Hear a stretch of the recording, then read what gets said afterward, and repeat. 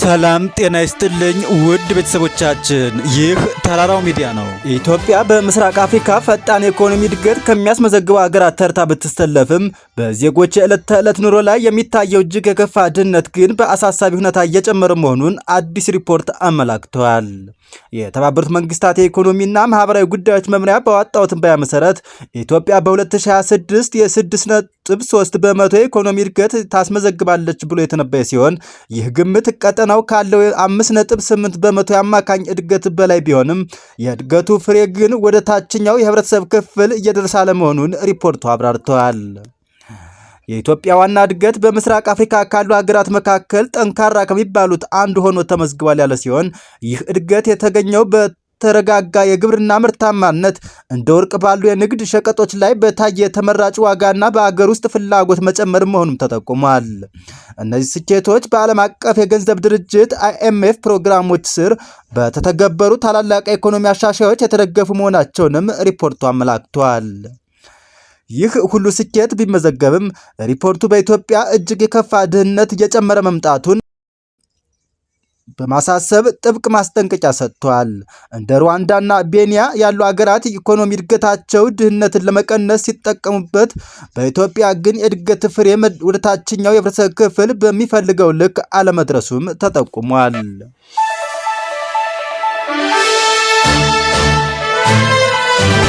በደቡብ አፍሪካው የብሪክስ የባህር ኃይል ልምምድ ኢትዮጵያ የተሳተፈችው በታዛቢነት ነው ተብሏል።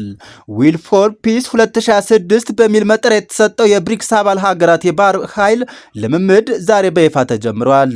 ይህ ልምምድ ለአንድ ሳምንት የሚቆይ ሲሆን በመክፈቻው ላይ የደቡብ አፍሪካ የጋራ ግብረ ኃይል ዋና አዛዥ ካፒቴን ኖአክሎ ቶስማ ባደረጉት ንግግር ልምምዱ በቻይና እንደሚመራም አስታውቀዋል።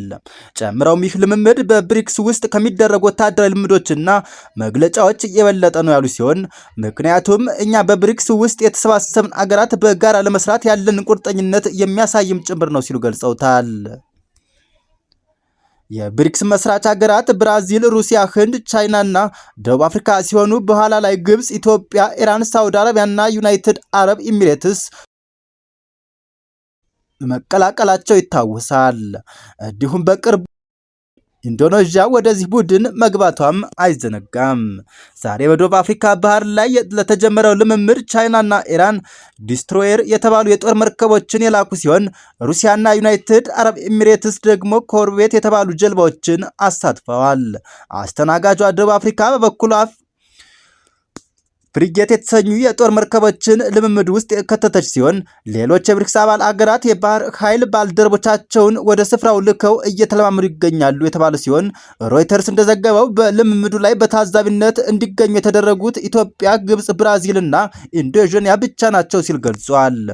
የደቡብ አፍሪካው ካፒቴን በመክፈቻ ንግግራቸው እየጨመረ በመጣው የባህር ኃይል ውስብስብ ችግር እንዲህ አይነት ትብብር አማራጭ ሳይሆን አስፈላጊ ነው ያሉ ሲሆን ልምምዱ የመርከቦችን ደህንነትና የባህር ኢኮኖሚ እንቅስቃሴን ማረጋገጥ ላይ ትኩረቱ ማድረጉንም አስረድተዋል።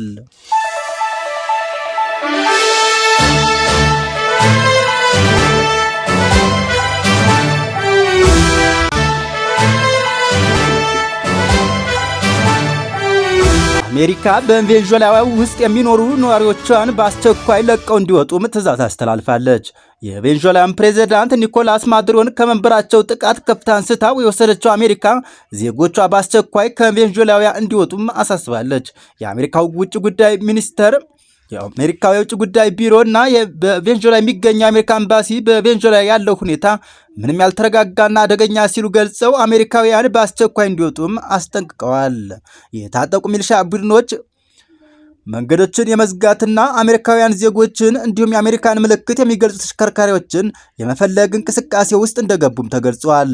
አሜሪካ ቬንዙዌላውያን ከፍተኛ ስጋት ያለባት ስጋት በደረጃ 4 ወደዛ እንዳትጓዝ ስትል የፈረጃት ሲሆን ይህ ደረጃ 4 የስጋት ደረጃስ ለህይወት አስጊ የሆነ ሽብርተኝነት፣ አፈናና እገታ፣ የዘፈቀደ ህጎች፣ ህዝባዊ አመፅና ደካማ መሰረተ ልማት እንዳለባት የሚያመላክት ነው። በዚህም አሜሪካ ዜጎቿ ወደ ቬንዙዌላ እንዳይጓዙም ማስጠንቀቋን ፎክስ ዘግቧል።